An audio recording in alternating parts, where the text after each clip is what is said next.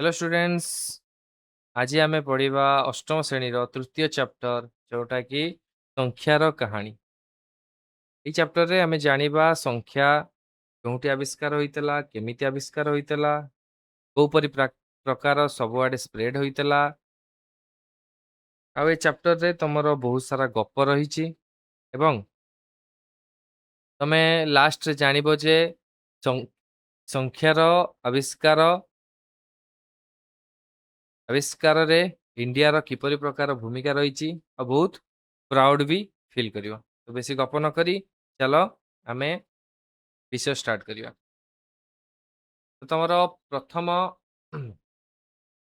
प्रथमे तमरो अछि गोटे रीमा बोली गोटे झीटीए ना हबो कण ना रीमा बोली गोटे झीटीए कौतूहल कौतूहल माने तार क्यूरियोसिटी थिला। से कोन कला ना एक अपराह्न रे रीमा खंडिए पुराना बही पृष्ठा लेउटिबा थिबा बेले हठात बही भितरु खंडिए कागज चट्टाण उपरे पड़ीगला। से कहूँ गोटे संध्यारे रीमा कौन कला गोटे पुराना बही पृष्ठा को खेलौतला। से समय रे कहला ना से बही भितरु गोटे कागज पृष्ठाटे गली पड़ला। से कागज पृष्ठारे एइभଳି एइभଳି एड करदवा एइभଳି सब कौन ता धरे चिन्ह रहितला। ठीक अछि। तो ता मनरे जिज्ञासा उठिला जे ए चिन्ह कौन, ए चिन्ह कौन पाई रहिछि और ए चिन्हटा को जगारू आसीछि। तो सेथिपाई से कौन कला ना किछि हजिला जिनिष पाइगला परी से कागज खंड को धरी बापा निकट को दौड़ी गला। ता बापा कागज को देखि हसिला कहिला प्राय 4000 वर्ष पूर्वे एशिया रे पश्चिम भागरे मेसोपोटामिया नामक एक सभ्यता गढ़ी उठिଥିଲା। ସେମାନଙ୍କ ଦ୍ୱାରା କରାଯାଉଥିବା ସଂଖ୍ୟା ଲିଖନ ପଦ୍ଧତି ସେ କହୁଥିଲା। ବାପା କହିଲେ ସେ କଣ କଲା ଯେତେବେଳେ କାଗଜଟା ଗଳି ପଡିଲା ସେ ତା ବାପାଙ୍କୁ ଯାଇ ପଚାରିଲା ବାପା ଏଟା କଣ, ଏଭଳି ପ୍ରକାର ଚିହ୍ନ ଏଟା କଣ? ତ ତା ବାପା ସେ କାଗଜଟାକୁ ଦେଖି ହସିଲେ। ସେ କହିଲେ କି 4000 ବର୍ଷ ପୂର୍ବରେ ଏସିଆର ପଶ୍ଚିମ ଭାଗରେ ମେସୋପୋଟାମିଆ ନାମକ ଏକ ସଭ୍ୟତା मेसोपोटामिया नामक एक सभ्यता थिला। से एई जो जिनस गुराकू एई चिन्ह गुराकू से तांको नंबर भाबरे व्यवहार करथले बा संख्या भाबरे व्यवहार करथले। ठीक अछि। तापर जेतेबेले संख्या भाबरे व्यवहार करचंती से जानिला सेतेबेले ता मनरे कोन रीमा मनरे बहुत सारा क्वेश्चन आसिला। से पचारला ता बापा बसी एठी चा पिउथति के ये हेले रीमार फादर। ठीक अछि। से पचारला फास्ट पचारला जे मेसोपोटामियस लोकमाने 20 50 100 को किपरि लेखुथिले।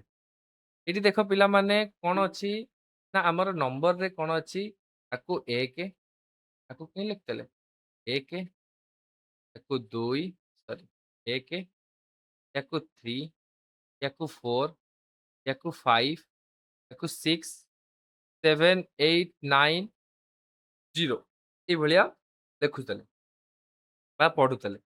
तापर रीमार मनरे क्वेश्चन आसिला जदि तांको पाखरे 1 टू नेकी 9 पर्यंत नंबर थिला तो से 20 किपरि लेखुतले। आमे मुख्यतः संख्या कौन यूज करू ना 0 1 2 3 4 5 6 7 8 9 ती संख्या यूज करू। से कहला से 50 100 20 को किपरि लेखु लेखुतले। तापर ता मनरे क्वेश्चन आसिला गणना करिबा सेमानकर कोन आवश्यक थिला, सेमाने कोन गणुथिले। जेमती देखो तम मानकर जेमती तमे स्कूल को आसचो से गणुचो मो पाखरे 10 टा पेन। धर सपोज रूपाली कहूची मो पाखरे 10 टा पेन। प्रियंका कहूची मो पाखरे 20 टा पेन। सौम्य कहूची मो पाखरे 30 टा पेन। सेहीपरि सी कहला जे पुराणा काल रे मेसोपोटामियस जो लोक माने थिले सेमाने कोन गणुथिले आ 20 50 100 को किपरि लेखुथिले। मनीष केबेठारु गणिबा आरंभ कला एबे व्यवहृत संख्या प्रणाली लोक माने केबेठारु लेखिबा आरंभ कले। से कहूची हमर जो ଏବେ ଯୋଉ ସଂଖ୍ୟା ପ୍ରଣାଳୀ ଲେଖା ହଉଛି 0 1 2 3 4 5 6 7 8 9 ଏଗୁରା ସେମାନେ କେବେ ଲେଖିବା ଷ୍ଟାର୍ଟ କଲେ? ପ୍ରଥମେ ତ ସେମାନେ ଏମିତି ଚିହ୍ନ କରି ଲେଖୁଥିଲେ 1 2 3 ଏହିପରି ଲେଖୁଥିଲେ। ଏ ଆମ ନମ୍ବର ଯୋଉରା ଅଛି ଯେମିତି ଆମେ 1 2 3 4 5 6 7 8 9 ଗଣୁଛେ, ସେପରି ସେମାନେ କେବେ ଗଣିବା ଆରମ୍ଭ କଲେ? ନେକ୍ସଟ ଯିବା। ନେକ୍ସଟରେ ତମର ଗପରେ ଅଛି। ଆମେ ବେଶୀ ଗପରେ ବହୁତ ସାରା ଜିନିଷ ତମର ବହିରେ ଅଛି। ତ ଏତେ ଜିନିଷ ନ ପଢି ଆମେ ମେନ୍ ପଏଣ୍ଟ ପଢିବା। କାରଣ ଗପ ପଢିଲେ ବହୁତ ଟାଇମ ଯିବ, ୱେଷ୍ଟ ଯିବ। ମୁଁ ଗପକୁ ବେଶୀ ଷ୍ଟ୍ରେଚ ନ କରିକି ଗପର ମେନ୍ ପଏଣ୍ଟ ତ ମୁଁ କହିଦେବି ଯୋଉଟା କି ଇମ୍ପୋର୍ଟାଣ୍ଟ। ଆମର ଯୋଉ ପ୍ରାଚୀନ କାଳରେ ଲୋକ ଥିଲେ ତାଙ୍କର ଅଙ୍କର ଆବଶ୍ୟକତା କଣ ଥିଲା? ଯୋଉ ଅଙ୍କ ରହୁଛି ତାଙ୍କର ଆବଶ୍ୟକତା କଣ ଥିଲା? ନା ସେମାନେ କଣ କରୁଥିଲେ? ବସ୍ତୁର ଗଣନା କରିବା ପାଇଁ ଅଙ୍କର ଆବଶ୍ୟକତା ହେଲା। ଏବେ ତାଙ୍କ ପାଖରେ ଯୋଉ ସବୁ ବସ୍ତୁ ଥିଲା, ଯେପରିକି ସବୁ କିଛି ଜିନିଷ ଯେମିତି ତମ ପାଖରେ ଯଦି ବସ୍ତୁ ଅଛି, ତମ ପାଖରେ କେତୋଟି ପେନ୍ ଅଛି, ବା କେତୋଟି ବ୍ୟାଗ୍ ଅଛି, କେତୋଟି ବୁକ୍ସ ଅଛି, ସେମିତି ଯେମିତି ଗଣୁଛ ତାଙ୍କୁ ସେମିତି କୌଣସି ବସ୍ତୁ ଗଣିବା ପାଇଁ କଣ ଅଙ୍କର ଆବଶ୍ୟକତା ହେଲା। ସେ କଣ ଗଣିଲେ? ନା ପ୍ରାଚୀନ କାଳରେ ଲୋକମାନେ ନିଜର ଖାଦ୍ୟର ପରିମାଣ କଣ କଲେ? ଖାଦ୍ୟର ପରିମାଣ, ପ୍ରାଣୀମାନଙ୍କର ସଂଖ୍ୟା, ବାଣିଜ୍ୟରେ ହିସାବ କିତାବ, ପର୍ବପର୍ବାଣୀରେ ଦିଆଯାଉଥିବା ଭୋଗ ଓ ଅନ୍ୟାନ୍ୟ ବସ୍ତୁର ସଂଖ୍ୟା ଗଣନା କରୁଥିଲେ। ସେ କଣ କଣ କରୁଥିଲେ? ନା ଖାଦ୍ୟର ପରିମାଣ, ପ୍ରାଣୀମାନଙ୍କର ସଂଖ୍ୟା, ଯୋଉ ପ୍ରାଣୀମାନଙ୍କୁ ସେ ପାଳୁଥିଲେ ତାଙ୍କର ସଂଖ୍ୟା, ଏବଂ ବାଣିଜ୍ୟର ହିସାବ କିତାବ ଓ ପର୍ବାଣୀରେ ଦିଆଯାଉଥିବା ଭୋଗ ଓ ଅନ୍ୟାନ୍ୟ ବସ୍ତୁମାନ। ସେତେବେଳେ ସେତେବେଳେ କଣ ଥିଲା? ନା 0 ଠାରୁ 9 ପର୍ଯ୍ୟନ୍ତ ଅଙ୍କର ପ୍ରଚଳନ ନଥିଲା। କଣ ଯେମିତି ଆମେ ଏବେ ଲେଖୁଛେ କଣ କହିଲି 1 2 3 4 5 6 7 8 9, ସେତେବେଳେ 0। ସେତେବେଳେ ୟାଙ୍କର ପ୍ରଚଳନ ନଥିଲା। ତ ସେ କଣ କରିଥିଲେ? ତେଣୁ ତେଣୁ ସେମାନେ ଆଙ୍ଗୁଠି, ପଥର, କଣ କଣ ନା ଆଙ୍ଗୁଠି, ପଥର, କାଠି, ଗଣ୍ଡି, ଦଉଡି ଆଦି ସାହାଯ୍ୟରେ ସାଧାରଣ ଗଣନା କରିଥିଲେ। କେମିତି ଗଣୁଥିଲେ? ନା କାଠି ସାହାଯ୍ୟରେ ଗଣୁଥିଲେ। ଆମେ ଆଗକୁ ପଢିବା କେମିତି ସେ କାଠି ସାହାଯ୍ୟରେ ପଢୁଥିଲେ, ଗଣୁଥିଲେ, ବା କେମିତି କଣ ନିଜ ଆଙ୍ଗୁଠିକି ବ୍ୟବହାର କରି ଗଣୁଥିଲେ, ଆମେ ଆଗକୁ ପଢିବା। ବାକି ତମେ ଏତିକି ଜାଣ କି ପ୍ରାଚୀନ କାଳରେ ଲୋକ କଣ ଗଣୁଥିଲେ? ଯେତେବେଳେ ସଂଖ୍ୟାର ଆବିଷ୍କାର ହୋଇନଥିଲା, ସେ କଣ କରୁଥିଲେ? ନା ନିଜର ଆଙ୍ଗୁଠି, ପଥର, କାଠି ଆଉ ଦଉଡି ଆଦି ସାହାଯ୍ୟରେ ସାଧାରଣ ଗଣନା କରୁଥିଲେ। ନେକ୍ସଟ ଯିବା। ନେକ୍ସଟ ଯିବା। ନେକ୍ସଟ କଣ? ଦଶମିକ ପଦ୍ଧତି। ସେଠି ଓଲଟା ଲେଖା ହେଇଛି। ଦେଖ, ଆଶ୍ଚର୍ଯ୍ୟ କଥା ହେଉଛି ଯଦୁର୍ବେଦ ସଂହିତା ଏଟା ଏକ କଣ ପ୍ରାଚୀନ ପ୍ରାଚୀନ ଭାରତୀୟ ଗ୍ରନ୍ଥ, ଯୋଉଥିରେ କଣ ଅଛି? 10ର ଘାତ ଆଧାରିତ ସଂଖ୍ୟା ମାନଙ୍କର ନାମ ଉଲ୍ଲେଖ ଅଛି। ମାନେ କଣ? ଯେମିତି ଆମେ ଗୋଟେ ସଂଖ୍ୟା ଲେଖୁଛେ, କଣ ଧର ଆମେ ଲେଖୁଛେ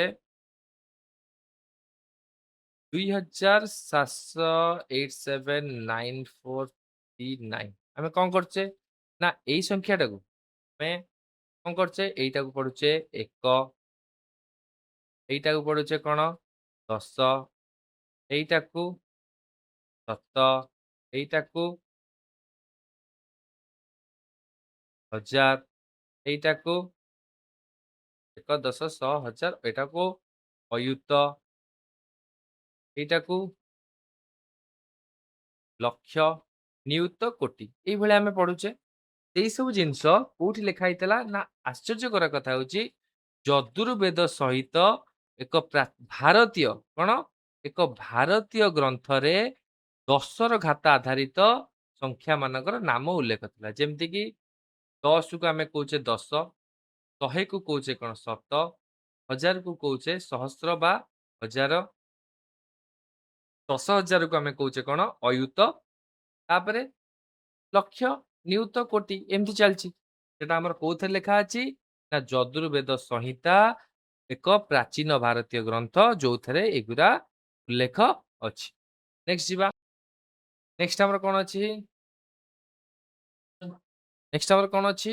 ନା ଲିଖିତ ସଂଖ୍ୟା ଏବଂ ଶୂନ୍ୟର ଜନ୍ମ। ଆଚ୍ଛା, କଣ ଅଛି ଏଥିରେ?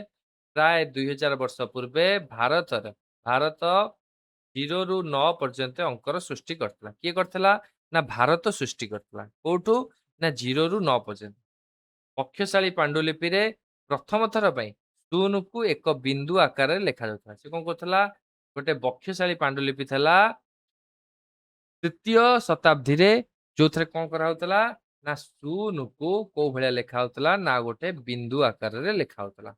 ତାପରେ କଣ କଲେ? ଆର୍ଯ୍ୟଭଟ୍ଟ 499 ଖ୍ରୀଷ୍ଟାବ୍ଦରେ କଣ?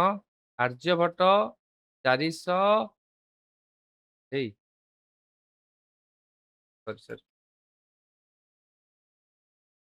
ଆର୍ଯ୍ୟଭଟ୍ଟ 499 ଖ୍ରୀଷ୍ଟାବ୍ଦରେ ପ୍ରଥମ ଗଣିତଜ୍ଞ ଥିଲେ, ଯେ ଶୂନ ଧାରଣାକୁ ସ୍ପଷ୍ଟ ଭାବରେ ବ୍ୟାଖ୍ୟା କରିଥିଲେ ଓ ଭାରତୀୟ ସଂଖ୍ୟା ପଦ୍ଧତିକୁ ଗ- ଗଣନାରେ ବ୍ୟବହାର କରିଥିଲେ। ସେ କହୁଛି ଶୂନକୁ ଭଲ ଭାବରେ କିଏ ଆବିଷ୍କାର କରିଥିଲେ? ନା ଆର୍ଯ୍ୟଭଟ୍ଟ। ଆର୍ଯ୍ୟଭଟ୍ଟ ଆବିଷ୍କାର କରିକି ସେ ଆମର କଣ? ସଂଖ୍ୟାର ଗଣନା ପଦ୍ଧତିରେ ତାକୁ ବ୍ୟବହାର କରିଥିଲେ। ନେକ୍ସଟ ଯିବା। ନା ଆରବ ଦେଶରୁ ଭାରତର ସଂଖ୍ୟା ପଦ୍ଧତିର ଯାତ୍ରା। ଠିକ ଅଛି। ଆମ 800 ସୁଦ୍ଧା ଖ୍ରୀଷ୍ଟାବ୍ଦ 800 ସୁଦ୍ଧା ଭାରତର ସଂଖ୍ୟା ପଦ୍ଧତି ଆରବ ଦେଶରେ ପହଞ୍ଚିଥିଲା। ମାନେ କଣ? ଆମର ସଂଖ୍ୟା ପଦ୍ଧତି କଣ? ଯୋଉ 0 ରୁ 9 ପର୍ଯ୍ୟନ୍ତ ଆମେ ସଂଖ୍ୟା ବାହାର କରିଥିଲେ, ସେଟା କଣ ଭାରତରୁ ଯାଇକି କୋଉଠି? ଆରବ ଦେଶରେ ପହଞ୍ଚିଥିଲା। ସେଠି କଣ କଲେ ଆରବରେ? ନା ଜଣେ ଥିଲେ, କଣ ତାଙ୍କ ନାଁ? ଅଲ ଖାଲିଜିମ୍। ଏଟା ଜିମ୍ ଟା ଭୁଲ ଅଛି, ଏଟା କଣ ହବ? ଅଲ ଖାଲିଜିମ୍। ଅଲ ଖାଲିଜିମ୍। ଅଲ ଖାଲିଜିମ୍, ଯାହାଙ୍କ ନାମରୁ ଆଲଗୋରିଦିମ୍ ଶବ୍ଦର ନାମକରଣ ହୋଇଛି। ସେ ହିନ୍ଦୁ ସଂଖ୍ୟା ବ୍ୟବହାର କରି ଗ- କରି ଗଣନା ହିନ୍ଦୁ ସଂଖ୍ୟା ବ୍ୟବହାର କରି ଗଣନା ନାମକ ଏକ ଗ୍ରନ୍ଥ ରଚନା କରିଥିଲେ। ତାପରେ କଣ କଲେ? ନା ଅଲକିନ୍ଦ ହିନ୍ଦୁ ସଂଖ୍ୟାର ବ୍ୟବହାର କରି ଲୋକପ୍ରିୟ ହୋଇଥିଲେ। ଗ୍ରନ୍ଥ କିଏ ରଚନା କରିଥିଲେ? ନା ଅଲ ଖାଲିଜିମ୍। ଲୋକପ୍ରିୟ କିଏ ହେଇଥିଲେ? ନା ଅଲକିନ୍ଦ।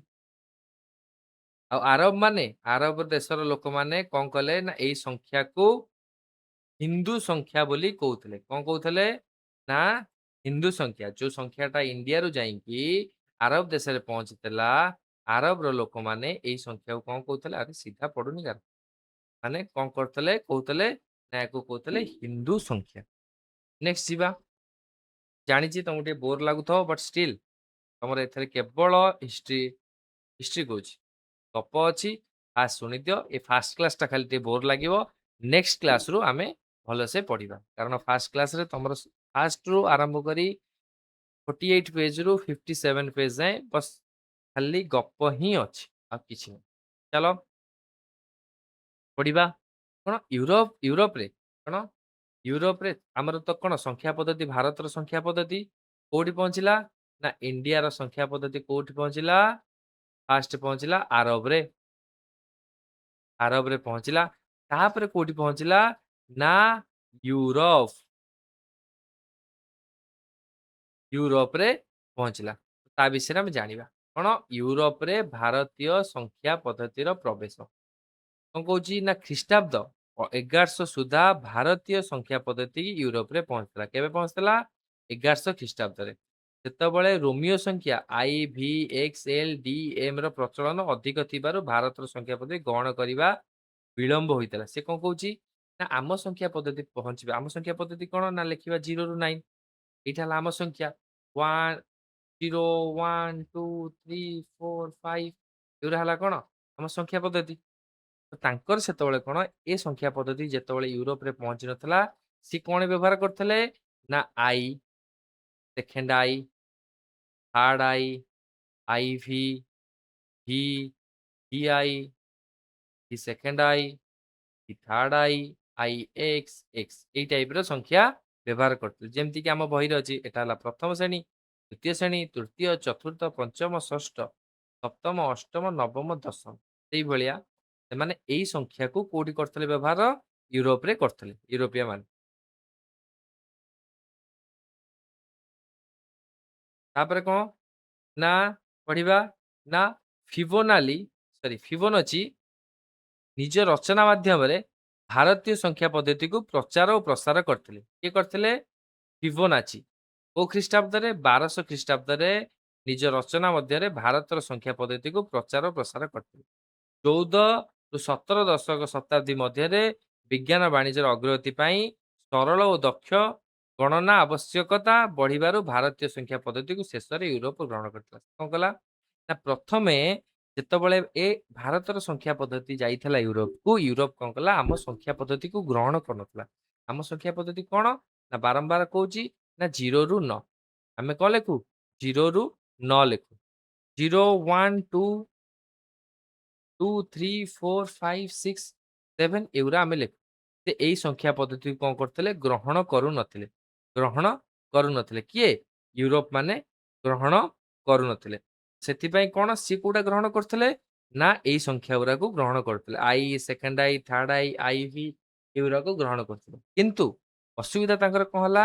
ନା ବିଜ୍ଞାନ ଓ ବାଣିଜ୍ୟ ଜଗତରେ, ବିଜ୍ଞାନ ଏବଂ ବାଣିଜ୍ୟ ଜଗତରେ ଆମ ସଂଖ୍ୟାର ଆମ ସଂଖ୍ୟାର ବ୍ୟବହାର ସହଜ ହେବାରୁ ସେମାନେ ବାଧ୍ୟ ହେଲେ ଯେ ଆମ ସଂଖ୍ୟାକୁ ବ୍ୟବହାର କରିବା ପାଇଁ। ସେ ଏ ସଂଖ୍ୟାକୁ ବ୍ୟବହାର ନ କରିକି କୋଉଟାକୁ ବ୍ୟବହାର କଲେ? ନା ହିନ୍ଦୁ ନମ୍ବର ବା ଇଣ୍ଡିଆରେ ଯୋଉ ନମ୍ବର ବ୍ୟବହାର ହୁଏ ସେଇ ନମ୍ବରକୁ ସେମାନେ ବ୍ୟବହାର କଲେ। ନେକ୍ସଟ ଯିବା। ନେକ୍ସଟ କଣ କହୁଛି? Pierre Simon Laplace. ଆଚ୍ଛା, ଇଏ କଣ କରିଥିଲେ? ଇଏ ଜଣେ ବୈଜ୍ଞାନିକ ଥିଲେ। ସେ କଣ କରିଥିଲେ? କେବଳ କେବଳ 10ଟି ସଂକେତ 0 ରୁ 9 ବ୍ୟବହାର କରି ସମତ ସଂଖ୍ୟାକୁ ପ୍ରକାଶ କରିବା ଏକ ଅତ୍ୟନ୍ତ ସରଳ କିନ୍ତୁ ଚମତ୍କାର ଧାରଣା। ଆଜି ଆମେ ଏହାକୁ ସାଧାରଣ କଥା ଭାବୁଛେ, କିନ୍ତୁ ଏହି ଧାରଣା ସମଗ୍ର ବିଷୟରେ ପରିବର୍ତ୍ତନ ଦେଇଥିଲା। ଏବେ ମତେ କୁହ ତମେ, ଆମେ ଯଦି ମୁଁ 0, 1, 2, 3, 4, 5, 6, 7, 8, 9, 10, 11, 12, 13, 14, 15 ତମକୁ ଯଦି ମୁଁ କହିବି ଏମିତି ଲେଖିବାକୁ ଗଣନ ସଂଖ୍ୟା, ତମେ କେତେ ପର୍ଯ୍ୟନ୍ତ ଲେଖିପାରିବ? ଅସଂଖ୍ୟ ପର୍ଯ୍ୟନ୍ତ ଲେଖିପାରିବ। ତମକୁ କଣ ବହୁତ ସହଜ ଲାଗୁଛି? ଅବଶ୍ୟ ଏଇ ପଦ୍ଧତି କଣ? ଏଇ ପଦ୍ଧତି ଅବଶ୍ୟ ବହୁତ ସହଜ ହେଲେ ମଧ୍ୟ ସେ ସମୟରେ ପ୍ରାଚୀନ କାଳରେ ଯୋଉ ଟାଇମରେ ଆମ ପାଖରେ କିଛି ସଂଖ୍ୟା ନଥିଲା, ସେତେବେଳେ ଏଇଟା ଗୋଟେ କଣ ଚମତ୍କାର ଆବିଷ୍କାର ଭାବରେ ଗ୍ରହଣ କରୁଥିଲେ। କଣ ସମଗ୍ର ବିଶ୍ୱ ଗ୍ରହଣ କରୁଥିଲେ। ଆଉ ଆମେ ପ୍ରାଉଡ ଫିଲ୍ କରିବା ଏଥିପାଇଁ, କାରଣ ଏଇ ନମ୍ବର କୋଉଠି ଆବିଷ୍କାର ହୋଇଥିଲା? ନା ଇଣ୍ଡିଆରେ। କୋଉଠି? ନା ଇଣ୍ଡିଆରେ ଆବିଷ୍କାର ହୋଇଥିଲା। ତାପରେ କଣ ପଢିବା? ନା ପରବର୍ତ୍ତୀ ସମୟରେ ଭାରତର ସଂଖ୍ୟା ପଦ୍ଧତି ସମଗ୍ର ବିଶ୍ୱ ସମସ୍ତ ମହାପ୍ରଦେଶ ପ୍ରଚଳିତ ହୋଇଗଲା ଓ ଆଜି ପୃଥିବୀର ପ୍ରତ୍ୟେକ କୋଣରେ ଏହାର ବ୍ୟବହାର ହେଉଛି। ଏବେ ଦେଖିବ ପୃଥିବୀରେ ଯେକୌଣସି ଜାଗାରେ ତମେ ପହଞ୍ଚ, ଯେକୌଣସି ଭାଷା ହଉ, କିନ୍ତୁ ନମ୍ବର ସମସ୍ତେ ଏଇଟା ହିଁ ବ୍ୟବହାର କରୁଛନ୍ତି। 1, 2, 3, 4, 5, 6, 7, 8, 9, 0। କାହିଁକି? ନା ଏଇ ସଂଖ୍ୟାଟା ସବୁଠୁରୁ ଇଜି ଏବଂ ଏକ ଅସାଧାରଣ ଆବିଷ୍କାର। ଚାଲ ନେକ୍ସଟ ଯିବା। ଆଚ୍ଛା, ତାପରେ କଣ? ଭାରତୀୟ ସଂଖ୍ୟା ସୂଚକର ପ୍ରସାର। ସଂଖ୍ୟା ସୂଚକ କଣ? ଆମେ ଯୋଉ ସଂଖ୍ୟା ଆମେ ଦେଲେ ସଂଖ୍ୟା ସୂଚକ କଣ? ଏଥିରେ ଅଛି ଆମେ ସଂଖ୍ୟା ଦେଲେ କଣ 0 ଠୁ 9 ବାରମ୍ବାର କହୁଛି, ଏଇଟା ହେଲା ଆମର ସଂଖ୍ୟା। 1, 2, 3, 4, 5, 6, 7, 8, 9, 0 ଏଇଟା ହେଲା ଆମ ସଂଖ୍ୟା। ଭାରତ ସଂଖ୍ୟା ସୂଚାରର ପ୍ରସାର କେମିତି ହୋଇଥିଲା ସେ ବିଷୟରେ ଜାଣିବା। ଏବେ କଣ ହେଲା? ନା ଭାରତୀୟ ସଂଖ୍ୟା ସୂଚକ ପ୍ରଥମେ ଆରବ ଦେଶରେ ପହଞ୍ଚିଥିଲା। ମୁଁ କହିଛି ଆମ ଫାଷ୍ଟ ଭାରତର ନମ୍ବରଟା କୋଉଠି ଯାଇଥିଲା? ନା ଆରବକୁ ଯାଇଥିଲା। ଆରବକୁ ଯାଇକି କଣ କରୁଥିଲେ? ସେଠାରେ ଏଇ ପ୍ରଚଳନ ବଢିବାରୁ କଣ ସେଠାରେ ସମସ୍ତେ କଣ ଏହି ନମ୍ବରକୁ ବା ଏଇ ସଂଖ୍ୟାକୁ ବ୍ୟବହାର କରିବା ଦ୍ଵାରା କଣ କଲେ? ସେ ନମ୍ବର ନାଁ ଦେଇଦେଲେ କଣ? ଆରବୀୟ ସଂଖ୍ୟା ସୂଚକ ବୋଲି କୁହାଯାଉଥିଲା। କଣ କହୁଥିଲା? ଆରବରେ ଆମର ଇଣ୍ଡିଆର ନମ୍ବରକୁ ସେ କଣ କହୁଥିଲେ? ଆରବୀୟ ସଂଖ୍ୟା ସୂଚକ। ତାପରେ କଣ କଲେ? ନା ଆରବୀୟ ମାନେ ଏଇ ସଂଖ୍ୟା ସୂଚକକୁ ୟୁରୋପରେ ପହଞ୍ଚେଇଥିଲେ। କିଏ ପହଞ୍ଚେଇଥିଲେ? ନା ଭାରତ କଣ କଲା? ଭାରତ ତା ନିଜର ସଂଖ୍ୟା କୋଉଠି ପହଞ୍ଚେଇଲା? ନା ଭାରତ ଭାରତ ପହଞ୍ଚେଇଲା କୋଉଠି? ନା ଆରବରେ। ତାପରେ ଆରବ କୋଉଠି ପହଞ୍ଚେଇଲା? ନା କୋଉଠି? ୟୁରୋପରେ। ବୁଝିଲ? ଭାରତ ପହଞ୍ଚେଇଲା ଆରବରେ, ଆରବ ପହଞ୍ଚେଇଲା ୟୁରୋପରେ। ପହଞ୍ଚେଇଥିଲେ। ତାପରେ ଆରବରେ ଏହାକୁ ହିନ୍ଦୁ ସଂଖ୍ୟା ସୂଚକ ବୋଲି ମଧ୍ୟ କହୁଥିଲେ। କଣ କହୁଥିଲେ? ଆରବରେ ଆଉ ଗୋଟେ କଥା ଜାଣି ରଖ, ଆରବରେ ଆମର ଏଇ ଯୋଉ ସଂଖ୍ୟାକୁ କଣ କହୁଥିଲେ 0 ରୁ 9 ପର୍ଯ୍ୟନ୍ତ ଯୋଉ ସଂଖ୍ୟା ଅଛି ତାକୁ କଣ କହୁଥିଲେ ନା ସଂଖ୍ୟା ସୂଚକ। କଣ କହୁଥିଲେ? ନା ହିନ୍ଦୁ ସଂଖ୍ୟା ସୂଚକ। ହେଲା। ୟୁରୋପରେ ତାପରେ କଣ ହେଲା? ନା ୟୁରୋପରେ ଏହାକୁ ହିନ୍ଦୁ ସଂଖ୍ୟା ସୂଚକ ବା ଭାରତୀୟ ସଂଖ୍ୟା ସୂଚକ ଏବଂ ହିନ୍ଦୁ ଆରବୀୟ ସଂଖ୍ୟା ସୂଚକ ବୋଲି କହୁଥିଲେ। କଣ ହେଲା ନା ଆକ୍ଚୁଆଲି ଭାରତରେ ଯୋଉ ସଂଖ୍ୟା ସୂଚକ ବାହାରିଥିଲା ୟୁରୋପ ସହିପାରି ନଥିଲା। ସେ କଣ କଲା ନା ସିଏ ମାନିବାକୁ ପ୍ରସ୍ତୁତ ହେଲାନି ଯେ ଏଇ ନମ୍ବରଟା ଇଣ୍ଡିଆରେ ଆବିଷ୍କାର ହୋଇଛି। ତ ସେଥିପାଇଁ ସେ କଣ କଲେ ଏହାକୁ ତିନିଟା ନାଁ ଦେଇଦେଲେ। କଣ ଦେଇଦେଲେ? ନା ଫାଷ୍ଟ ଦେଲେ ହିନ୍ଦୁ ସଂଖ୍ୟା ସୂଚକ ବା ଭାରତୀୟ ସଂଖ୍ୟା ସୂଚକ ବା ତାକୁ କଣ ଦେଇଦେଲେ ହିନ୍ଦୁ ଆରବୀୟ ସଂଖ୍ୟା ସୂଚକ। କିନ୍ତୁ ଆରବ ଦେଶ ଆକୁ ମାନେ କଣ ନା ହିନ୍ଦୁ ସଂଖ୍ୟା ସୂଚକ। କିନ୍ତୁ ଆରବ ଦେଶ ଏଇ ସେଇ ସଂଖ୍ୟା ସୂଚକକୁ କୋଉଠି ପହଞ୍ଚେଇଲା ନା ୟୁରୋପରେ। କିନ୍ତୁ ୟୁରୋପ ମାନିବାକୁ ପ୍ରସ୍ତୁତ ହେଲାନି ଯେ ଏଇଟା ଭାରତରେ ଆବିଷ୍କାର ହୋଇଛି। ସେଥିପାଇଁ ସେ ସଂଖ୍ୟା ସୂଚକ କଣ କୁହେ ନା ହିନ୍ଦୁ ଆରବୀୟ ସଂଖ୍ୟା ସୂଚକ ବୋଲି କହୁଥିଲା। ଏଠାରେ ହିନ୍ଦୁ ଶବ୍ଦଟି କୌଣସି ଧର୍ମକୁ ସୂଚାଏ ନାହିଁ ବରଂ ଏହା ଭାରତର ଭୌଗୋଳିକ ପରିଚୟକୁ ବୁଝାଏ। ସେ କହୁଛି ଏଠି ଯୋଉ ହିନ୍ଦୁ ସଂଖ୍ୟା ସୂଚକ ବ୍ୟବହାର କରାଯାଇଛି ଏଟା କୋଉ ଧର୍ମକୁ ବୁଝେଇନି, ଏଇଟା କଣ କରିଛି ଭାରତର ଭୌଗୋଳିକ ପରିଚୟକୁ ବୁଝେଇଛି। ଚାଲ ଏବେ ଆସିଲା ପାଠ କଣ ନା ସଂଖ୍ୟାର ଆବିଷ୍କାର କେମିତି ହେଲା?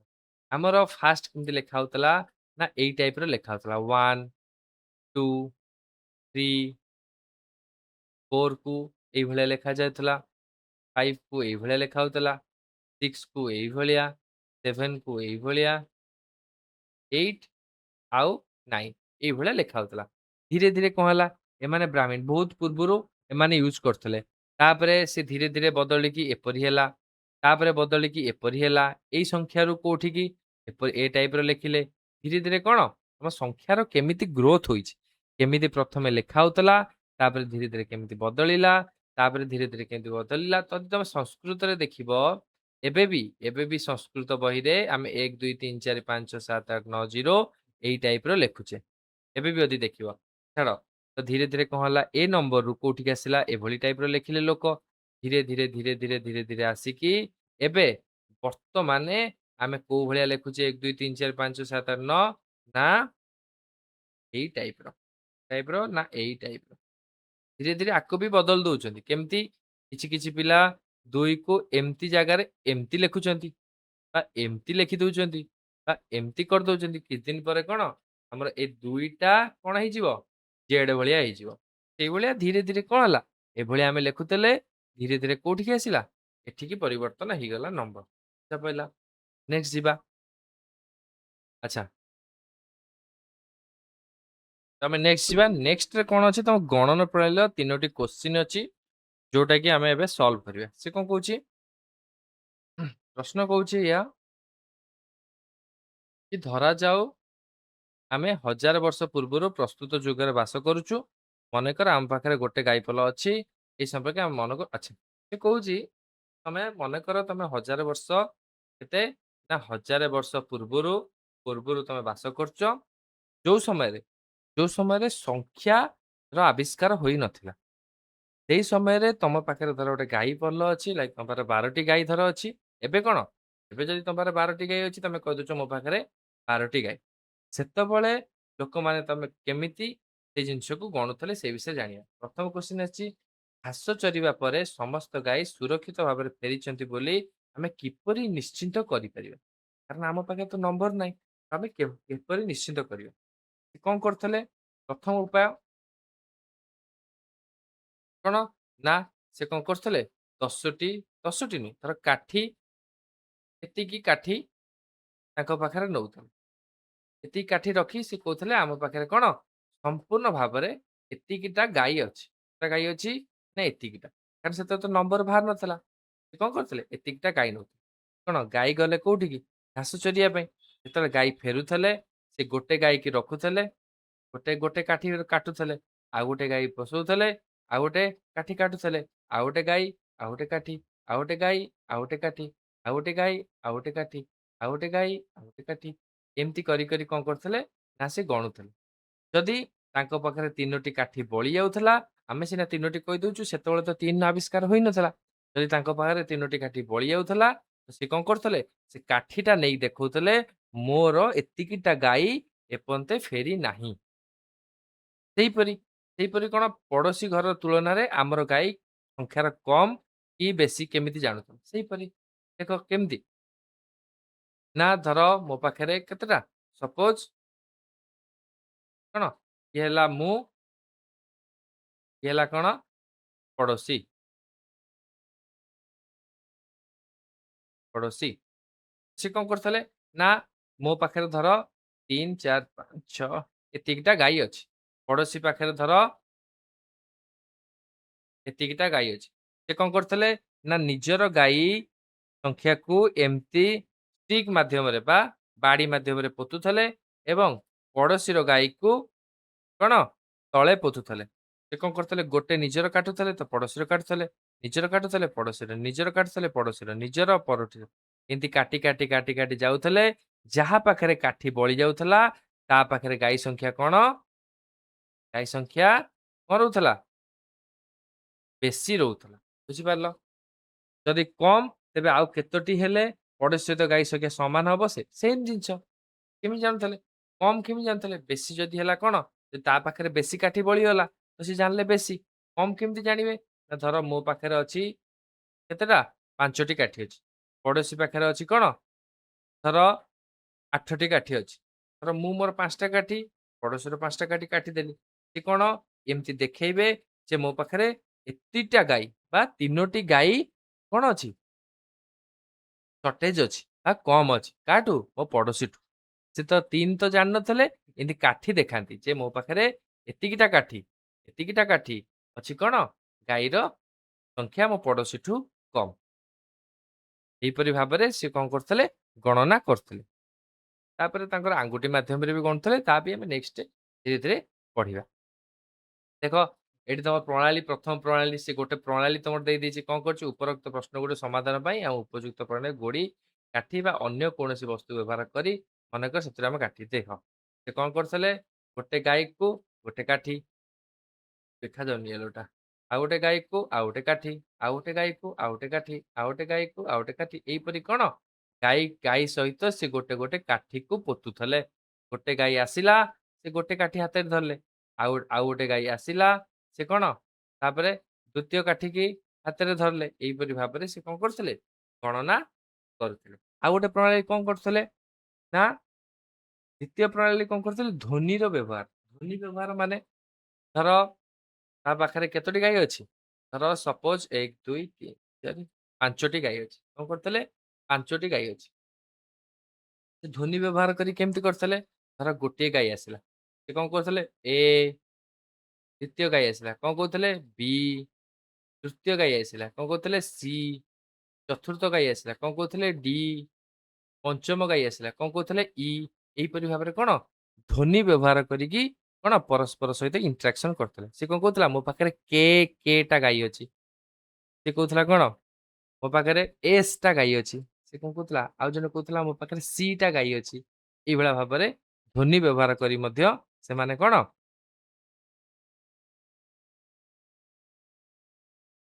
କରୁଥିଲେ। ଏବେ କହିବ ସେତେବେଳେ ତ ଧ୍ୱନିର ବ୍ୟବହାର ହୋଇନଥିଲା। ଏ ଟୁ ଜେଡ୍ ପର୍ଯ୍ୟନ୍ତ ବାହାର ନଥିଲା କେମିତି କରିଥିଲେ? ଇଏ ଆକ୍ଚୁଆଲି ତ ସେ ଟାଇମରେ କଣ ଧ୍ୱନିର ବ୍ୟବହାର କରିନଥିଲେ।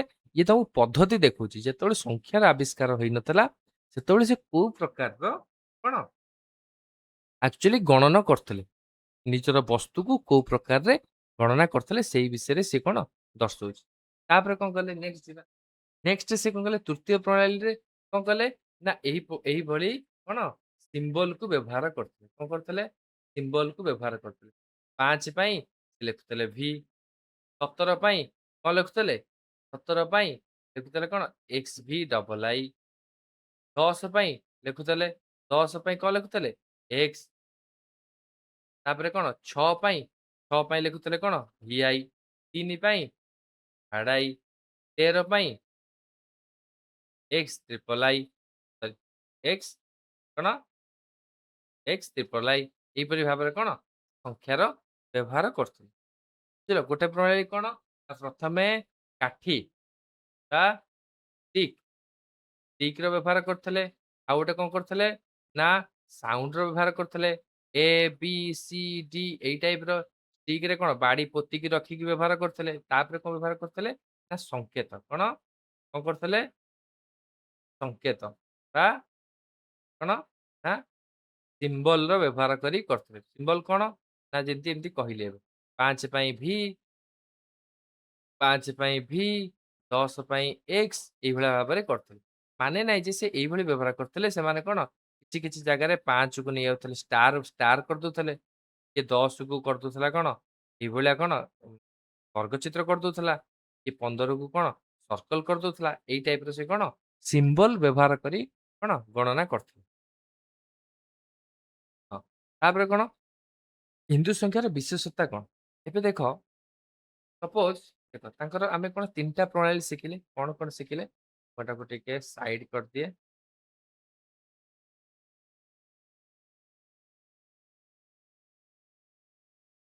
ଦେଇଦବ।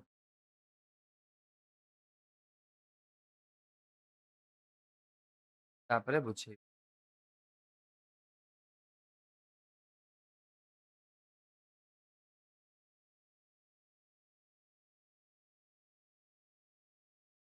ହିନ୍ଦୁ ସଂଖ୍ୟାର ବିଶେଷତା କଣ? ଦେଖ ହିନ୍ଦୁ ସଂଖ୍ୟା କାଇଁ ବ୍ୟବହାର କଲେ? ତାଙ୍କ ପାଖରେ ତ ପ୍ରଣାଳୀ ଥିଲା। ତ ହିନ୍ଦୁ ସଂଖ୍ୟା କାହିଁକି ବ୍ୟବହାର କଲେ?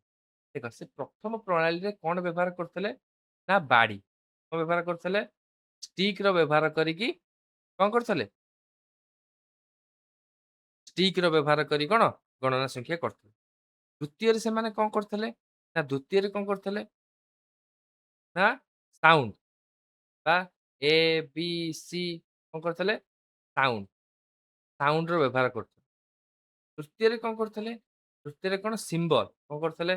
I, second I, IV, E, X ଏଇଭଳିଆ କଣ କରୁଥିଲେ? ନା ସିମ୍ବଲର ବ୍ୟବହାର କରିକି ବ୍ୟବହାର କରୁଥିଲେ। ସିମ୍ବଲ ବ୍ୟବହାର କରି ଗଣନ ସଂଖ୍ୟା କରୁଥିଲେ। ଷ୍ଟିକର ଅସୁବିଧା କଣ ହଉଥିଲା?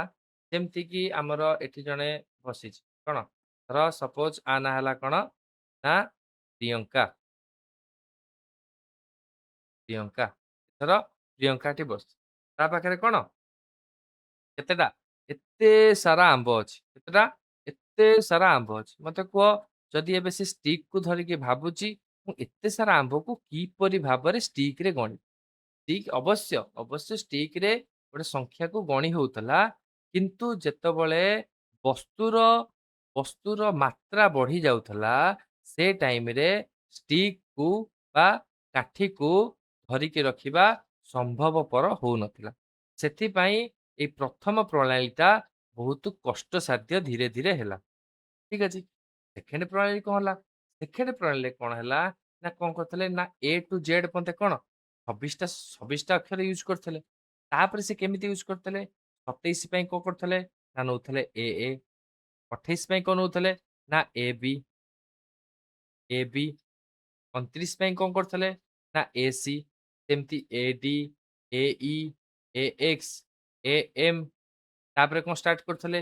ବିଏ, ବିବି, ବିସି, ବିଡି ତାପରେ କଣ କରୁଥିଲେ? ସିଏ, ସିସି, ସିଡି ଏଇଭଳି ପ୍ରକାର ବ୍ୟବହାର କରୁଥିଲେ। କିନ୍ତୁ ଯେତେବେଳେ ଗୋଟେ ବଡ ସଂଖ୍ୟା ହେଉଥିଲା, ସେ କଣ? ସେ କହିଲେ ଧର ମୋ ପାଖରେ ପ୍ରିୟଙ୍କା କହିଲା ସିସି, ଟା ଆମ୍ବ ଅଛି। ସିସି, ଟା ଆମ୍ବ ଅଛି। ତ ଏଇ ସଂଖ୍ୟାକୁ ଜାଣିବା ପାଇଁ ବହୁତ କଷ୍ଟସାଧ୍ୟ ହଉଥିଲା। ମତେ କୁହ ମୁଁ ଏଇନା ସିସି, ଲେଖିବି ଆଉ 4780 ଲେଖିବି। ତ କୋଉଟା ସହଜ ହଉଛି ତମ ପାଇଁ ଜାଣିବାକୁ କୁହ? କୋଉଟା ସହଜ ହଉଛି କେତୋଟି ଆମ୍ବ ଅଛି? ଅବଶ୍ୟ ଏଇଟା ସହଜ ହଉଛି। ତ ଯେତେବେଳେ କଣ ଏ ସଂଖ୍ୟାରେ କଣ ସାଉଣ୍ଡ ପ୍ରଣାଳୀରେ କଣ ଗଣିତ ହେଇଯାଉଥିଲା। ତ ଅସୁବିଧା ହଉଥିଲା ଯେତେବେଳେ ଅଧିକ ସଂଖ୍ୟକ ଜିନିଷ ବା ବସ୍ତୁ ରହୁଥିଲା। ସେ ଟାଇମରେ ଗୋଟେ ବଡ ସଂଖ୍ୟାକୁ ଲେଖିଲେ ସେଟା ଜଣା ପଡୁନଥିଲା ଯେ ଏଟା କୋଉ ସଂଖ୍ୟା ବୋଲି। ତ ସେଥିପାଇଁ ଏ ପଦ୍ଧତି ମଧ୍ୟ ଫେଲ ହୋଇଗଲା।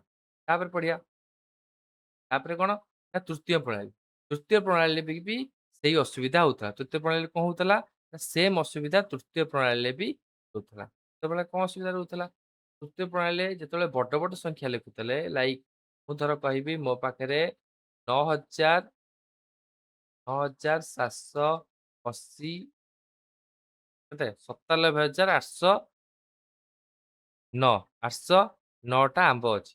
ମୁଁ ଏଇଟାକୁ ସଂଖ୍ୟା ପଦ୍ଧତିରେ ଲେଖିଲେ ବହୁତ କଣ ହଉଥିଲା ନା କଷ୍ଟସାଧ୍ୟ ହଉଥିଲା। କଣ ହଉଥିଲା ନା କଷ୍ଟସାଧ୍ୟ ହଉଥିଲା। ସେଥିପାଇଁ କଣ ହିନ୍ଦୁ ନମ୍ବରକୁ ବା କୋଉଟା ଆମର ନା 0 ଟୁ 9 କୁ ସେ ବ୍ୟବହାର କରିବା ପାଇଁ ବାଧ୍ୟ ହେଲେ। ସେଇ ବିଷୟରେ ଆମେ ଜାଣିବା।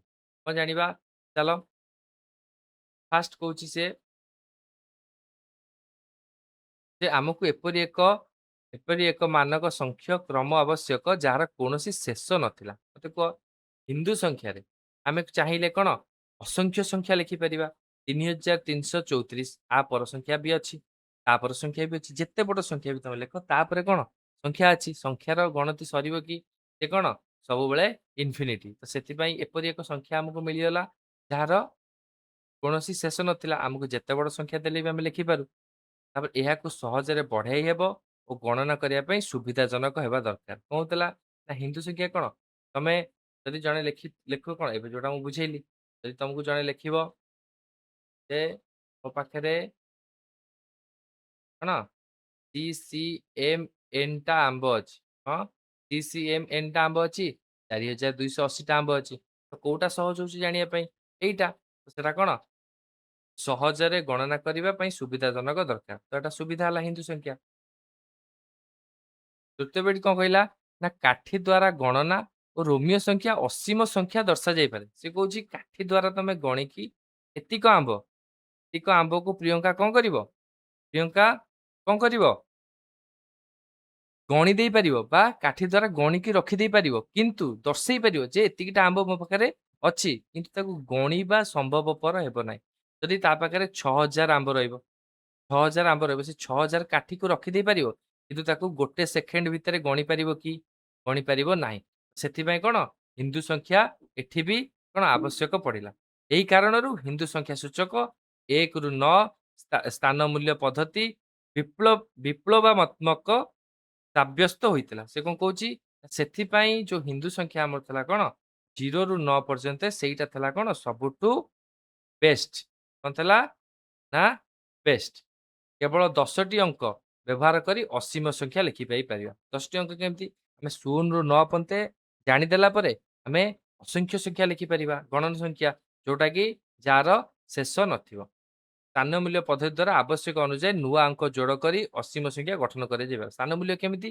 ନା ଧର 9 ହେଲା ବା 9 ହେଲା 9 ପରେ ଆମର କଣ ହେଇଯାଉଛି 10 ଆସିଯାଉଛି। ଧର 99 ହେଲା 99 ପରେ କଣ ହେଇଯାଉଛି 100 ଆସିଯାଉଛି। ଧର 999 ହେଲା ତାପରେ କଣ ହେଇଯାଉଛି 1000 ପଳେଇ ଆସୁଛି। ସେଇଭଳିଆ ଜିନିଷ ଆମେ କଣ ଅସୀମ ସଂଖ୍ୟା ଲେଖିଦେଇ ପାରିବା। ଏହି ସଂଖ୍ୟା ସୂଚକ ସରଳ ଓ ସୁବ୍ୟବସ୍ଥିତ ଓ ଗଣନା ପାଇଁ ଅତ୍ୟନ୍ତ ଉପଯୋଗୀ ଅଟେ। ଏ କଣ କହିଲା ହିନ୍ଦୁ ସଂଖ୍ୟାଟା କଣ ସବୁଠୁ ସୁବିଧା ଆଉ ସୁବ୍ୟବସ୍ଥିତ ଗଣନା ପାଇଁ ଅତ୍ୟନ୍ତ ଉପଯୋଗୀ ହେଲା। ତ ସେଥିପାଇଁ ହିନ୍ଦୁ ସଂଖ୍ୟା ସୂଚକକୁ ବ୍ୟବହାର କରିବା ପାଇଁ ସବୁ ଦେଶ ବାଧ୍ୟ ହେଲା। ଠିକ ଅଛି ପିଲାମାନେ ଆମେ ନେକ୍ସଟ ଯିବା। ନେକ୍ସଟରେ ଅଛି କଣ ତମର ଗୋଟେ ଇମାଜିନାରୀ କ୍ୱେଶ୍ଚିନ୍ ଅଛି। ମନେକର ତୁମେ ପ୍ରଥମ ଉପାୟ ଆଚ୍ଛା ସେ କହୁଛି ତମେ ପ୍ରଥମ ଉପାୟ ଯୋଉ କାଠି ବ୍ୟବହାର କରି ଗଣନା କରୁଥିଲ ସେଇ ଗଣନା ମାଧ୍ୟମରେ ତମେ କାଠି ସାହାଯ୍ୟରେ କୋଉ ପରି ପ୍ରକାର ମିଶାଣ ବା ଯୋଗ ବିୟୋଗ ଗୁଣନ ଏବଂ ହରଣ କରିବ। ସେଇ ଜିନିଷଟା ତମେ ଭାବିବ। ଧର ସପୋଜ ତମ ପାଖରେ ଧର କିଏ ନା ରୂପାଲି ଆଉ ଅଛି କଣ ଆଉ ଜଣେ ହେଲା ପ୍ରିୟଙ୍କା। ପ୍ରିୟଙ୍କା ଆଉ ରୂପାଲି ପାଖରେ କଣ ଅଛି 3ଟା କାଠି ପ୍ରିୟଙ୍କା ପାଖରେ 2ଟା କାଠି। ମିଶାଣ କରିବା ବହୁତ ସହଜ। ମିଶାଣ କରିବା ପାଇଁ କଣ ନା ଇଏ 3 ଇଏ 2 ଟୋଟାଲ ସମ୍ପୂର୍ଣ୍ଣ କଣ କରିବ ନା ମିଶେଇ ଦବ। ଟୋଟାଲ କେତେଟା ହେଇଗଲା 5ଟା କାଠି। ତ ଏଇଟା ହେଇଗଲା କଣ ଯୋଗ। ତ ବିୟୋଗ କୋଉ ଭଳିଆ କରିବ ନା ରୂପାଲି ପାଖରେ ଅଛି କଣ 3ଟି କାଠି ଆ ପାଖରେ 2ଟା କାଠି। ତ ବିୟୋଗରେ କେମିତି କରିବ ନା ୟା 3ଟାରୁ 2ଟା କାଟିଦବ ଆର 2ଟା କାଟିଦବ। ଆର ଯେତିକିଟା କାଠି ବଳିଲା ସେତିଟା କାଠି ଲେଖିବ। ତୃତୀୟରେ କଣ ଆ ପାଖରେ ଅଛି 3ଟା କାଠି ଆ ପାଖରେ ଅଛି 2ଟା କାଠି। ତାକୁ ଗୁଣନ କେମିତି କରିବ ନା ଗୁଣନ କରିବା ପାଇଁ ନା ଆର ପ୍ରଥମ 3ଟା କାଠି ଲେଖିବ 1 2 3 ଆର ଗୋଟେ କାଠି କାଟିବ। ତାପରେ ଆଉ 3ଟା କାଠି ଲେଖିବ ଆଉ ଗୋଟେ କାଠି କାଟିବ। ଯେତେବେଳେ ପର୍ଯ୍ୟନ୍ତ ଆର କାଠି ସରିନି ଜଣକର ସେତେବେଳେ ପର୍ଯ୍ୟନ୍ତ କାଠି ଲେଖି ଚାଲିଥବ। 3 ଗୁଣନ 2 କେତେ 6ଟା କାଠି। ତା ହରଣ କେମିତି କରିବ ଧର ସପୋଜ ରୂପାଲି ପାଖରେ 4ଟି କାଠି ଅଛି ପ୍ରିୟଙ୍କା ପାଖରେ ଦିଟା କାଠି ଅଛି। ତାକୁ ହରଣ କେମିତି କରିବା? ନା ହରଣ କରିବା ପାଇଁ ନା ଯାହାର ବେଶୀ କାଠି ଅଛି ତାକୁ କଣ କରିବା? କମ ସଂଖ୍ୟକ କାଠି କାଠି ଯାହାର ଥିବ ତାକୁ ସେଇ ପ୍ରଣାଳୀରେ ଭାଗ କରିବା। ଯେମିତିକି କଣ? ନା ଆର 2ଟା କାଠି ଅଛି, ଆର ଅଧିକ କାଠି 4ଟା ଅଛି। ଆକୁ 2, 2 ରେ ଭାଗ କରିବା। ତ 2, 2 4ଟା ହେଇଗଲା। ତ ଆକୁ ହରିଲେ କେତେ ହବ? ନା 1, 2 କଣ ହବ? ନା 2 ବୁଝିପାରିଲ? କେମିତି କରିଥିଲେ ସେ ଟାଇମରେ? ନେକ୍ସଟ ଆମେ ଯିବା। ନେକ୍ସଟ କ୍ୱେଶ୍ଚନ କଣ କହୁଛି?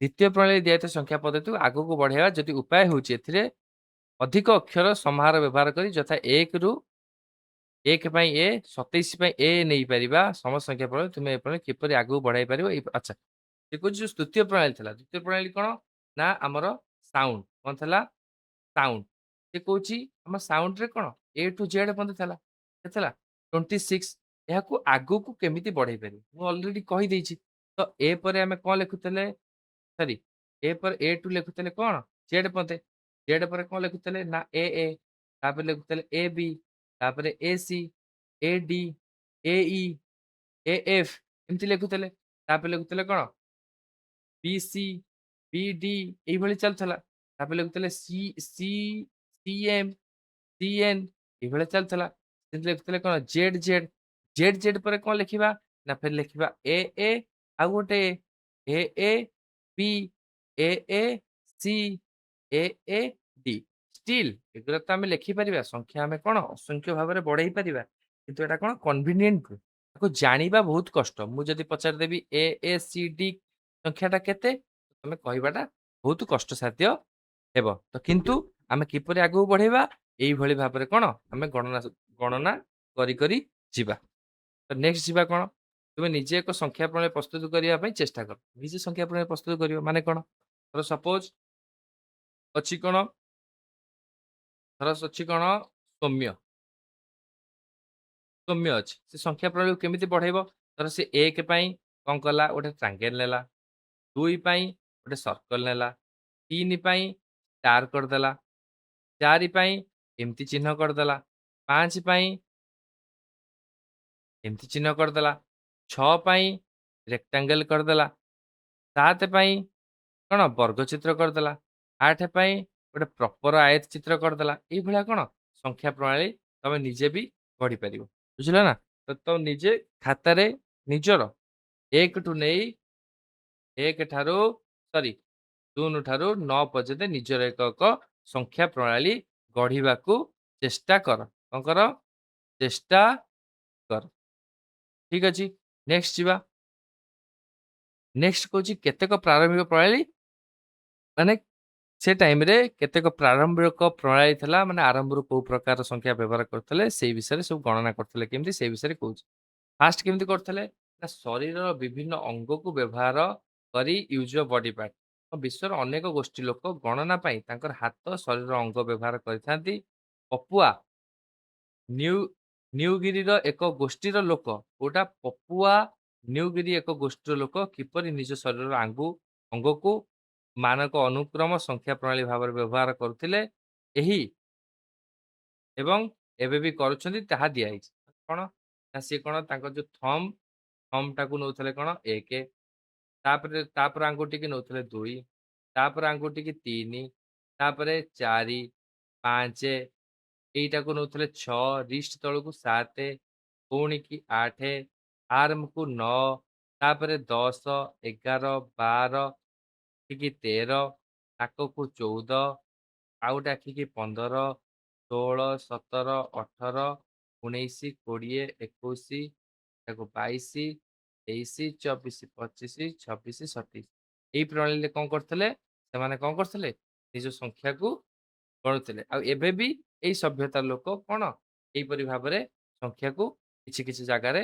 ଗଣୁଛନ୍ତି ଏବେ ବି ଦେଖିବ ତମେ ଯେତେବେଳେ ତମକୁ 10 କୁହାଉଛି ତମେ ଆଙ୍ଗୁଠିରେ କଣ 10 ପର୍ଯ୍ୟନ୍ତ ଗଣି ଦଉଛ କିନ୍ତୁ ଏଇ ପ୍ରଣାଳୀ ଅସୁବିଧା କଣ ନା ବଡ ବଡ ସଂଖ୍ୟାକୁ ଆମେ ଗଣି ପାରିବା ନାହିଁ ଛୋଟ ବା 10 ଭିତରେ 20 ଭିତରେ ମ୍ୟାକ୍ସିମମ୍ ମ୍ୟାକ୍ସିମମ୍ 30 ରୁ 40 ଭିତରେ କଣ ଆମେ ହାତରେ ଗଣି ପାରିବା ତାଠୁ ଅଧିକ ଆମେ ଗଣି ପାରିବା ନାହିଁ ନେକ୍ସଟ ପଦ୍ଧତିକି ଯିବା ନେକ୍ସଟ ପଦ୍ଧତି କଣ ନା ହାଡ଼ ଏବଂ ଅନ୍ୟାନ୍ୟ ପୃଷ୍ଠରେ ଆଚ୍ଛା ଟାଲି ଚିହ୍ନ କରି ନେକ୍ସଟ କଣ କରୁଥିଲେ ନା ତାଙ୍କର ଯୋଉ ହାଡ଼ ଥିଲା, ପଥର ଥିଲା, ତା ଦେହରେ କଣ କରୁଥିଲେ ସେ ଗାର ପକଉଥିଲେ। ଯେମିତି କି ଏଇଟା ଗୋଟେ କଣ ଇସୋଙ୍ଗୋ ହାଡ଼। ଇସୋଙ୍ଗୋ ହାଡ଼ରେ କଣ କରୁଥିଲେ 1, 2, 3, 4 ଏଇଭଳିଆ କଣ ଗାର ପକେଇକି ସଂଖ୍ୟାକୁ ସରି ସଂଖ୍ୟାକୁ କଣ କରୁଥିଲେ ନା ଗଣନା କରୁଥିଲେ। ଏଇଟା କଣ ଲେମ୍ବୋବୋ ହାଡ଼। ଇଏ ଗୋଟେ ସଭ୍ୟତା ଥିଲା। ସିଏ କଣ କରୁଥିଲେ ସିଏ ବି ଏ ଲେମ୍ବୋବୋ ହାଡ଼ରେ କଣ କରୁଥିଲେ ଏମିତି ଗାର ପକେଇକି ସରି ସଂଖ୍ୟାକୁ ଗଣନା କରୁଥିଲେ। ଏ ବିଷୟରେ ଗପ ଅଛି।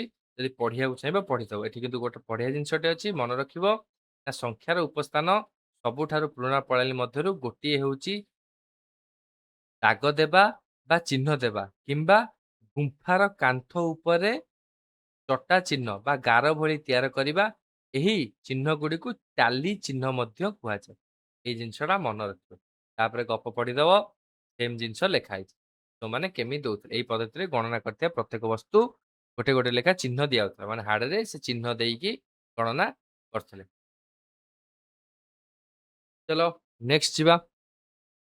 ହଁ ନେକ୍ସଟରେ କଣ କହୁଛି ଆଉ ଗୋଟେ ସଭ୍ୟତା ଥିଲା। ଆଉ ଗୋଟେ ସଭ୍ୟତା କଣ ଥିଲା ଅଷ୍ଟ୍ରେଲିଆର ସଭ୍ୟତା। ଅଷ୍ଟ୍ରେଲିଆର ସଭ୍ୟତା କଣ କରୁଥିଲା ସେ ସଭ୍ୟତାର ନାମ ଥିଲା କଣ ଗୁଲୁମ ଗାଲ ସଭ୍ୟତା। ଅଷ୍ଟ୍ରେଲିଆର ଗୋଟେ ସଭ୍ୟତା ଥିଲା କଣ ତା ନାଁ ଥିଲା ଗୁଲୁମ ଗାଲ। ଗୁଲୁମ ଗାଲ ସଭ୍ୟତା ସିଏ କେମିତି ତାଙ୍କ ସଂଖ୍ୟାକୁ ବ୍ୟବହାର କରୁଥିଲେ ବା ସଂଖ୍ୟାକୁ ଗଣନା କରୁଥିଲେ ନା ସିଏ କଣ କରୁଥିଲେ ନା ଏକକୁ ସେ କଣ ଲେଖୁଥିଲେ ନା ଉରାପନ କଣ ଲେଖୁଥିଲେ ଉରାପନ। ଦୁଇକୁ କଣ ଲେଖୁଥିଲେ ଉକାସର। ତିନିକୁ କଣ ଲେଖୁଥିଲେ ଉକାସର ଉରାପନ। କାହିଁକି ନା ତାଙ୍କର କେବଳ ଦୁଇଟା ଦୁଇଟା ସଂଖ୍ୟା ଥିଲା। ସେ ଏକକୁ ଲେଖୁଥିଲେ ଉରାପନ, ଦୁଇକୁ ଲେଖୁଥିଲେ ଉକାସର। କଣ ଲେଖୁଥିଲେ ଉରାପନ ଆଣ୍ଡ ଉକାସର। ସାଇଡ କରିଦବା ହେଲା ଉରାପନ ଆଣ୍ଡ ଉକାସର।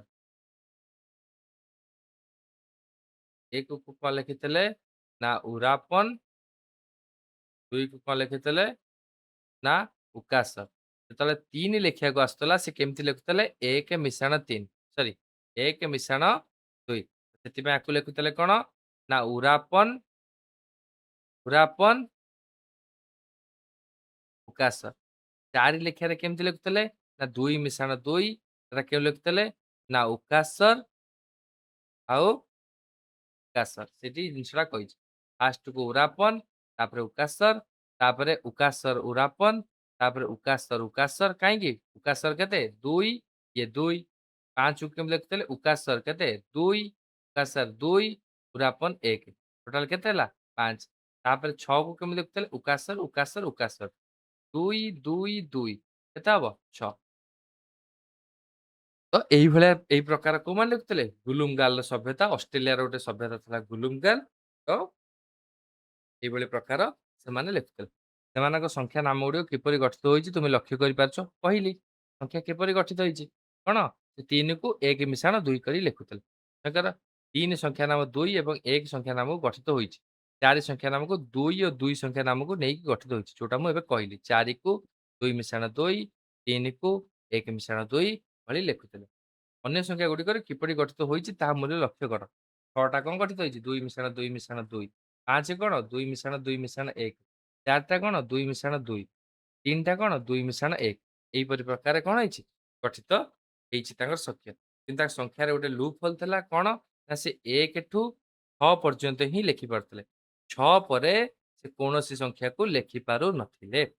ଆଉ ଗୁଲୁମଗାଲ 6ରୁ ବଡ଼ ଯେକୌଣସି ସଂଖ୍ୟାକୁ କଣ କହୁଥିଲେ ନା ହ୍ରାସ କହିଦଉଥିଲେ। ଯଦି 6ରୁ ଉର୍ଦ୍ଧ୍ୱ କିଛି ବି ସଂଖ୍ୟା ହଉଛି 7 8 9 10 11 12 କୌଣସି ବି ସଂଖ୍ୟା ହଉଛି ତାକୁ ସେ କଣ କହିଦଉଥିଲେ ନା ହ୍ରାସ ବୋଲି କହିଦଉଥିଲେ। ଏଟା ମନେ ରଖିବ କଣ କହିଦଉଥିଲେ ଗୁଲୁମଗାଲ ସଭ୍ୟତା 6ରୁ ବୃହତ୍ତମ ସଂଖ୍ୟାକୁ ହ୍ରାସ ବୋଲି କହିଦଉଥିଲେ ବା ହ୍ରାସ ହ୍ରାସ ବୋଲି କହି ଦଉଥିଲେ। ନେକ୍ସଟ ଯିବା। ଆଚ୍ଛା ନେକ୍ସଟରେ ସେ କଣ କହୁଛି ନା ଏଇଟା ଗୋଟେ ମାନଚିତ୍ର ଦେଇଛି ହେଲା। ଏ ମାନଚିତ୍ର ଦେଇଛି ସେ ମାନଚିତ୍ରରେ ସେ ଦର୍ଶେଇଛି ଯେ ଗୁଲୁମଗାଲର ସଭ୍ୟତା କଣ ନା ଦେଖ ସେତେବେଳେ କଣ ଟ୍ରାନ୍ସପୋର୍ଟ ତ ନଥିଲା। ଯେ ତମେ ଗୋଟେ ଜାଗାରୁ ଅନ୍ୟ ଜାଗାକୁ ତ ଯାଇପାରୁନଥିଲ। ନା ଟ୍ରାନ୍ସପୋର୍ଟର ସୁବିଧା ନଥିଲା ନା ଗାଡିର ଆବିଷ୍କାର ହେଇଥିଲା ନା କିଛି ଆବିଷ୍କାର ହେଇଥିଲା। ମୁଁ କହୁଛି ନା ଗୁଲୁମଗାଲରେ ଯୋଉ ପ୍ରକାରର ସଂଖ୍ୟା ବ୍ୟବହାର ହଉଥିଲା ଯେମିତି ଉରାପନ ଉକାସର ଉରାପନ ଉରାପନ ଉକାସର ଉକାସର ଏଟାକୁ 1 2 3 4 ଏଟାକୁ 5 ଏଟାକୁ 6 ଏଇଭଳି ବ୍ୟବହାର କରୁଥିଲେ। ସେମିତି ଅଷ୍ଟ୍ରେଲିଆଠୁ ଆରମ୍ଭ କରି ବୁସମେନ୍ ପାଖରେ କା, ଟୋକା ଏଟାକୁ 1 ଏଟାକୁ 2 ଏଟାକୁ 3 ଏଟାକୁ 4 5 6 ସେଇଭଳି ପ୍ରଣାଳୀ ବି ବ୍ୟବହାର କରୁଥିଲେ। ଆଉ ସେଠୁ ଆଉ ଗୋଟେ ଜାଗାକୁ ଆଇଲେ ବକାଇରି, ବକାଇରି ଜାଗାରେ ବି ଟୋକାଲେ, ଆହାକେ, ଆହାକେ ଟୋକାଲେ 1 2 3 4 5 ସେଇଭଳି ସେମ୍ ପ୍ରକାର ପଦ୍ଧତିକୁ କଣ କରୁଥିଲେ ବ୍ୟବହାର କରୁଥିଲେ। ସେଥିପାଇଁ ସେତେବେଳେ ଆଶ୍ଚର୍ଯ୍ୟଜନକ କଥା ଯେ ଗୋଟେ ଜାଗାରେ ଯୋଉ ଭଳିଆ ସଂଖ୍ୟା ପ୍ରଣାଳୀ କି ବ୍ୟବହାର କରାଯାଉଛି ହଜାର ହଜାର କିଲୋମିଟର ଦୂରରେ ମଧ୍ୟ ଅବଶ୍ୟ ତାଙ୍କର ନାଁ ଅଲଗା ହେଇପାରେ କିନ୍ତୁ ହଜାର ହଜାର ଦୂରରେ ମଧ୍ୟ ସେଇଭଳି ସଂଖ୍ୟାକୁ ବ୍ୟବହାର କରାଯାଉଛି। ସେଥିପାଇଁ ଏଇ ଜିନିଷକୁ କୁହାଯାଏ ଯେ ଯେ ଜଣେ ଗୋଟେ ସଂଖ୍ୟା ଶିଖିଲା ପରେ ସେଇ ସଭ୍ୟତା ସେଇ ସଭ୍ୟତାର କୌଣସି ଲୋକ ଚାଲି ଚାଲି ଯାଇ ବା ସେଇ ସଭ୍ୟତାର ଗୋଟେ ଦେଶରୁ ଅଷ୍ଟ୍ରେଲିଆରୁ ଅନ୍ୟ ଦେଶକୁ ଯାଇ ସେଇଭଳି ସଂଖ୍ୟାକୁ ଆବିଷ୍କାର କରିଛି। ତ ସେଥିପାଇଁ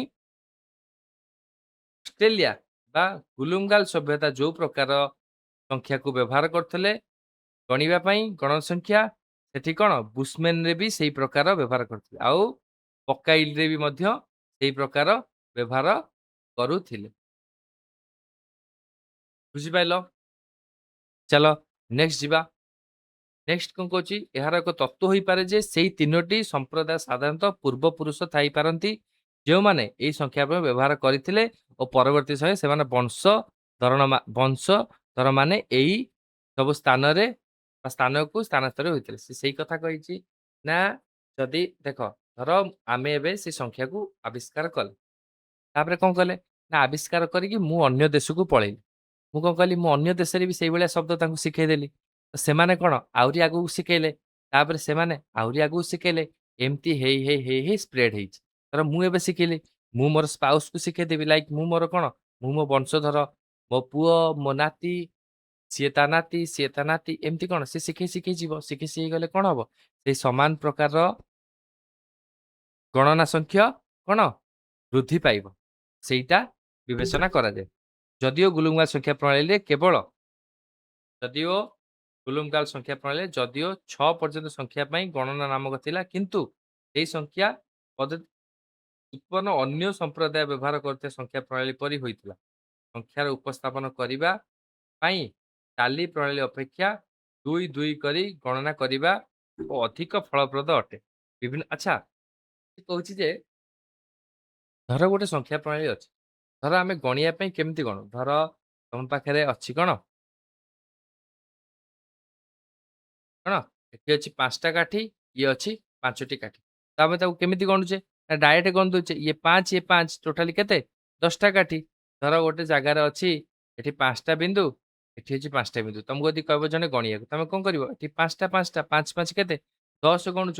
ଧର ଗୋଟେ ଜାଗାରେ ଅଛି 3ଟା କାଠି ଆଉ ଗୋଟେ ଅଛି 3ଟା କାଠି ତ କେମିତି ସରି 3ଟା ବିନ୍ଦୁ ଆଉ ଗୋଟେ ଅଛି 3ଟା ବିନ୍ଦୁ ତମେ କେମିତି ଗଣୁଛ 3 3 କରି 6 ଗଣି ଦଉଛ କିନ୍ତୁ ଏବେ ଗଣୁଛ କି ଧର ଏଠି ମୁଁ 5ଟା ବି 6ଟା ବିନ୍ଦୁ ଦେଇଛି ଆଉ ଏଠି 6ଟା ବିନ୍ଦୁ ଦେଇଛି ତମେ 1 2 3 4 5 6 7 8 9 10 11 12 13 ଏଇଭଳିଆ ଗଣୁଛ କି ସଦାବେଳେ କେମିତି ଗଣୁଛ ଏପଟେ 6ଟା ଅଛି ଏପଟେ 6ଟା ଅଛି 6 6 କରି ଗଣୁଛ ସେଇଭଳିଆ ଗୁଲୁମଗାଲ ସଭ୍ୟତାରେ ସେଇ ପ୍ରଣାଳୀକୁ ଫଲୋ କରାଉଥିଲେ ସେ ଯୋଡାରେ ଗଣୁଥିଲେ ଲାଇକ୍ ଗୋଟେ ଜାଗାରେ ଧର 4ଟା କାଠି ଅଛି ସେ 2 2 ଗଣୁଥିଲେ 2 + 2 = 4 ଗୋଟେ ଜାଗାରେ ଧର 3ଟା କାଠି ଆଉ ଗୋଟେ 3ଟା କାଠି ଅଛି ସେ 1 2 3 4 5 6 ନ ଗଣିକି ସେ 3 3 ଏବେ ବି ମନୁଷ୍ୟ ଯେତେବେଳେ ଗୋଟେ ସଂଖ୍ୟାକୁ ଦେଖୁଛି ସେ ଏଇଭଳିଆ ଗଣୁଛି। ଯଦି ମୁଁ ତମକୁ କଣ 10ଟା ପେନ୍ ଦେଇଦେବି ତମେ କେବେ ବି ସିଙ୍ଗିଲ ସିଙ୍ଗିଲ ଗଣିବ ନାହିଁ ସଦାବେଳେ କେମିତି ଗଣିବ 3ଟା 3ଟା ଗଣିବ ନହେଲେ ଦିଟା ନେଇ ଗଣିବ କିଛି ପିଲା କଣ 5ଟା ଲେଖା ଗଣିବେ କିଛି ପିଲା କଣ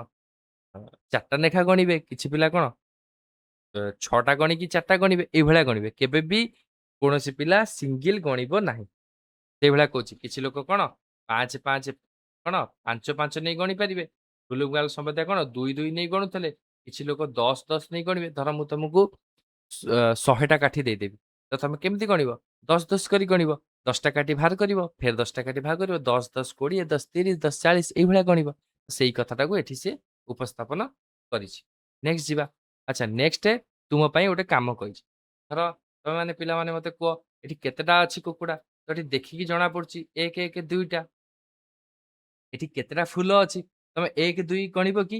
କଣ ଗଣିବ? ଏପଟେ 4ଟା, ଇଏ 4ଟା, ଇଏ 4ଟା, ଇଏ 4ଟା, ଇଏ 4ଟା, ଇଏ 4ଟା। ଏଇଭଳିଆ କଣ ପେୟାରରେ ଗଣିବ, 4 4 କରି ଗଣିବ। ତ 4 4 କେତେ ହବ? ଯେତିକି ହବ ଧର ହେଲା ଆମର କଣ 32ଟା। ତ ଏଇଭଳିଆ ଗଣିବ। ଧର ପଚାରିବ ଏଠି କେତୋଟି କଣ କଣ୍ଢେଇ ଅଛି? ତମେ କଣ କରିବ? 2 2 କରି ଗଣିବ। ଇଏ 2 ଇଏ 2। ଟୋଟାଲ କେତେଟା? 4ଟା ଅଛି।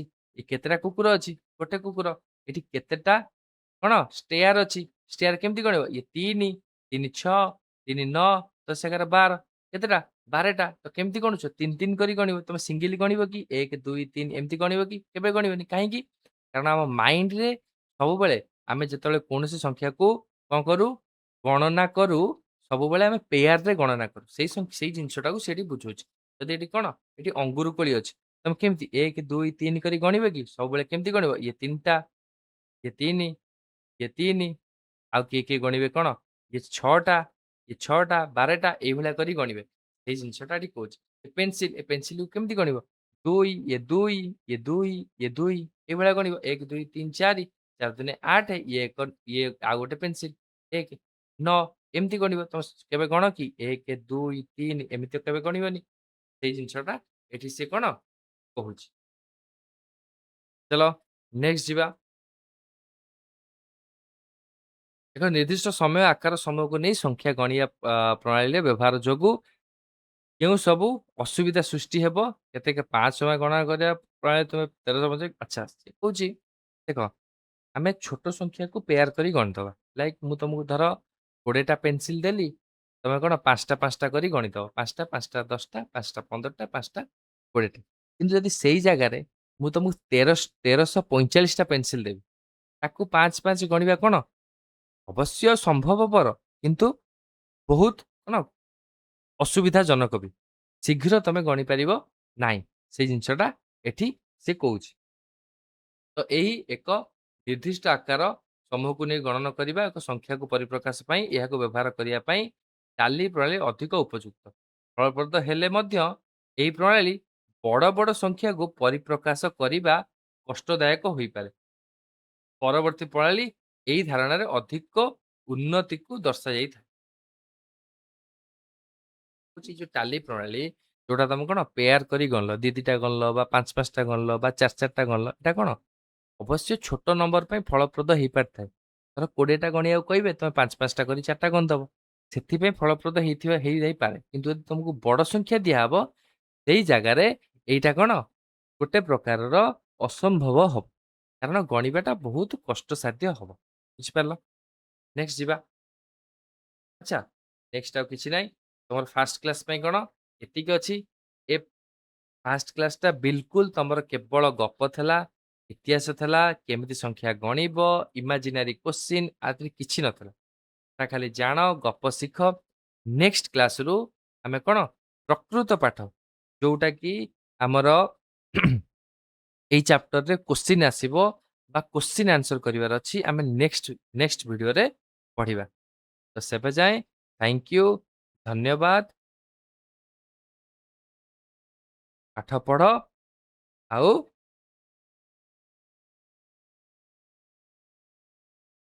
ଆଉ କଣ ପାଠ ତ ପଢିବ ଆଉ କଣ। ହଉ ବାଏ ବାଏ।